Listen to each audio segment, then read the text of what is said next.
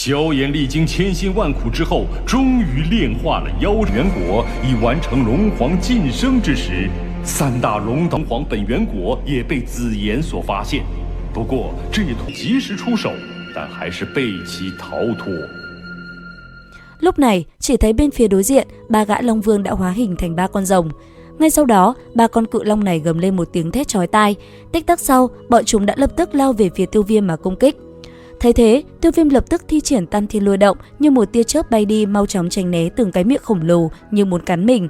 Giờ khắc đó, chỉ thấy không trung như hỗn loạn, ba con rồng thay nhau uốn lượn truy đuổi Tiêu Viêm, khiến anh ấy phải tránh né hết sức vất vả.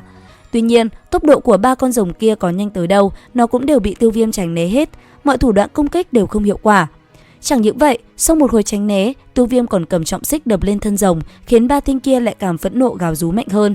Tuy nhiên, ngay khi Tiêu Viêm có được khoảng trống, anh ấy lập tức tránh xa ra khỏi ba con rồng kia, đồng thời trên người ánh vàng tỏa sáng.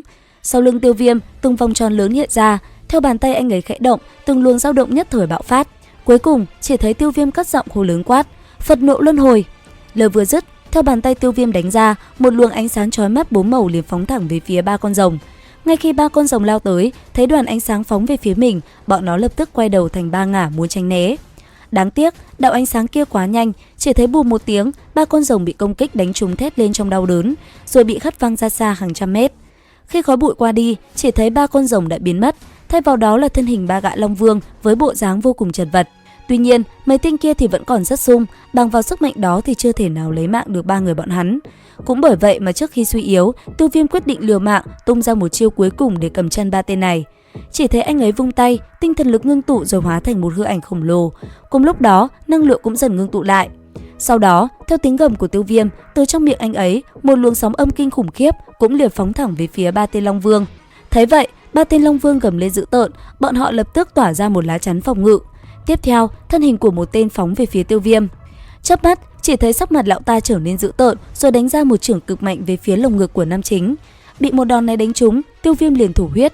Thế nhưng đột nhiên anh ấy nhìn vẻ mặt oán độc của Tam Đại Long Vương mà cười nhẹ. Tích tắc bàn tay đã khẽ động, một đóa tứ sắc hỏa liên hiện lên. Sau đó, anh ấy liền giáng thật mạnh vào người Bắc Long Vương. Bùng một tiếng, hỏa liên lại bùng nổ đánh bay Bắc Long Vương ra ngoài ngàn trượng, miệng lão ta liên tục thổ huyết. Thế nhưng phía xa kia, thoát khỏi công kích linh hồn, Nam Long Vương cùng Tây Long Vương cuối cùng cũng kịp ra tay. Cả hai lao về phía Tiêu Viêm đang chuẩn bị hôn mê, đồng thời trên miệng quát lớn: "Tiểu tạp chủng, người bỏ mạng cho ta!" Dứt lời, cánh tay hai lão hóa thành một cái long chảo khổng lồ từ trong hư không hiện ra, cùng lúc vỗ thật mạnh về phía đầu Tiêu Viêm. Thế nhưng, đúng vào khoảnh khắc ấy, những tưởng Tiêu Viêm phải hôn mê thì không, huyết mạch lực đột nhiên tản ra, làm Tiêu Viêm thấy sung mãn. Tuy nhiên, ngay khi Tiêu Viêm hồi phục định tránh né, thì bất ngờ, phía xa Tử Nghiên lại đột nhiên vung kiếm trên tay lên. Nhất thời, bao quanh cây long kiếm của nàng là từng luồng chất lỏng màu vàng rực, tượng trưng cho năng lượng đấu thánh.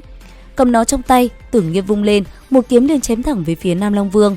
Xoẹt một tiếng, khi kiếm khí vàng rực bay qua, chỉ thấy phía xa, tên Nam Long Vương chuẩn bị đánh lên người Tiêu Viêm đã bị kiếm khí xoẹt qua một cánh tay, cứ thế cánh tay đó rơi xuống.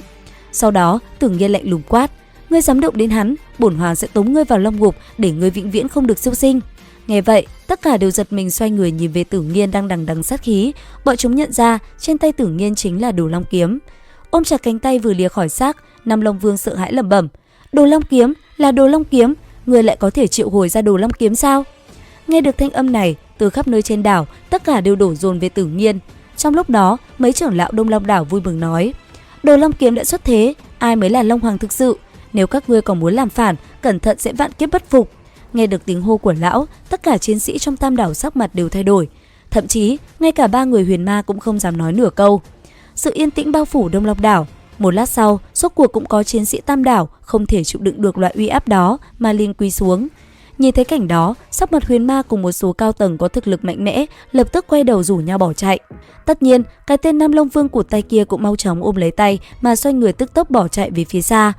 Nhìn đám người đang bỏ chạy kia, hai tròng mắt màu tím của Tử Nghiên đột nhiên hiện lên sát ý, giọng nói lạnh thấu xương truyền ra quát: "Loại phản nghịch này, Đồ Long kiếm, chém!" Dứt lời, Tử Nghiên đã lần thứ hai ngưng tụ năng lượng, long kiếm trong tay lại một lần nữa vung lên. Lần này, chỉ thấy quang mang vàng rực phóng ra, lưỡi kiếm hình vòng cung đã điểm phóng tới người Tây Long Vương. Khi một kiếm kia vừa vung xuống, Tây Long Vương cũng lập tức dùng lân giáp bao phủ lấy toàn thân, tiến hành phòng ngự. Đáng tiếc, khi lưỡi kiếm đánh vào, chỉ thấy xoẹt một cái, tầng phòng ngự kia như bị cắt đôi rồi nhẹ nhàng xuyên qua thân thể hắn. Nháy mắt, chỉ thấy Tây Long Vương thân thể đã bị chia hai, ánh mắt sợ hãi không nói thành lời. Thậm chí, lưỡi kiếm vung ra xa, nó còn cắt đứt toàn bộ những ngọn núi quanh đó. Vô số người dính vào lưỡi kiếm trực tiếp bỏ mạng, kinh khí làm nơi đây như muốn nổ tung thành từng mảnh. Thế nhưng, Tây Long Vương vẫn chưa có bỏ mạng. Hắn ta gầm lên, lập tức cùng Nam Long Vương cụt tay, phối hợp liều mạng thi triển Long Hoàng Chuông. Tuy nhiên phía xa, Tưởng Nhiên đã cầm kiếm trên tay lần thứ 3 chém xuống. Khi nó chém vào, chỉ thấy chiếc chuông kia bị tách thành hai nửa. Ngay tức thì, một trận nổ mạnh bạo phát, hai tên Long Vương thân thể đã không còn nguyên vẹn nhưng vẫn chưa bỏ mạng. Nhìn thảm trạng của hai người, trên gương mặt Tưởng Nhiên cũng hiện lên sự lạnh lùng quát: "Nghịch đồ cũng muốn thi triển Long Hoàng lực sao?" Dứt lời, Tưởng Nhiên định vung kiếm lên thì đột nhiên thổ huyết. Điều này cũng bởi đồ long kiếm tiêu hao sinh mệnh lực rất lớn.